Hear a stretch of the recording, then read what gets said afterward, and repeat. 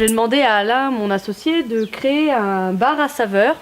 Donc du coup, il m'a fait une petite installation. Alors en fait, le principe du bar à saveur, c'est de mettre à disposition des vaches plusieurs minéraux ou condiments pour qu'elles puissent venir elles-mêmes chercher ce qu'elles ont besoin en fonction des saisons et en fonction de la ration. Donc là, on a mis 4 compartiments. Donc il y en a un avec du sel, un avec du vinaigre de cidre, un avec de l'oxyde de magnésium et un autre avec de l'argile. Le principe, c'est que si la vache a un besoin, donc par exemple en fin d'hiver, quand le foie est un petit peu plus mis un peu plus à l'épreuve, elle va venir manger lécher du vinaigre de cidre naturellement. En fait, elle va venir s'autoréguler. Ça fait 1 mois que moi je l'ai mis en place. Donc là, je suis dans la phase où en fait elles viennent tous les jours. Tous les jours, je dois remplir les seaux. Elles mangent à bloc. Donc j'attends que cette phase-là se termine.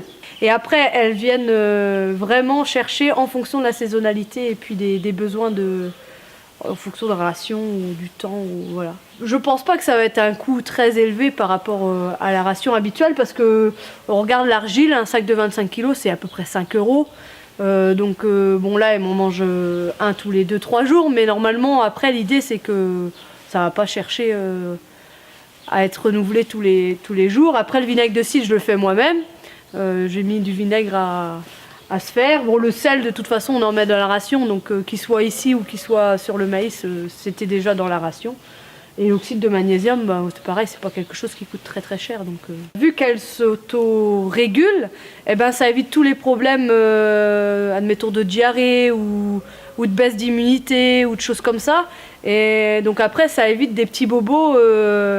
Les petits bobos qui peuvent aller sur du produit vétérinaire ou des choses comme ça. L'idée, c'est vraiment en préventif que la vache vienne chercher ce qu'elle a besoin pour que ça ne parte pas après sur une pathologie derrière. En fait.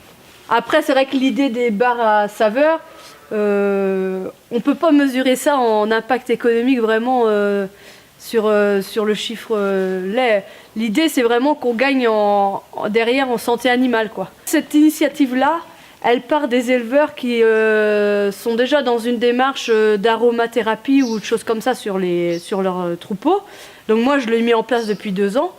Et une fois qu'on commence à bien maîtriser cette partie-là, en fait, tous les éleveurs, on a tendance à vouloir aller plus loin, à se dire on va pas attendre la pathologie, on va mettre tout ce qu'on peut en place en préventif pour éviter que justement une pathologie se déclenche. Et c'est un petit peu comme ça que fonctionnent les éleveurs qui mettent en place les bars à saveur. Par exemple pour les veaux, donc pour les veaux quand ils avaient une diarrhée, donc en première intention on a tendance à faire des antibiotiques.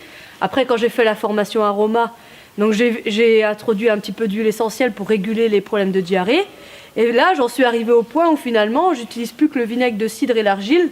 Et dès que je vois qu'un veau est un petit peu plus faiblard ou finit pas son seau de lait, je vais mettre un peu d'argile ou un peu de vinaigre de cidre. Et donc du coup, j'utilise même plus l'aromathérapie, quoi. Et ça fonctionne impeccable.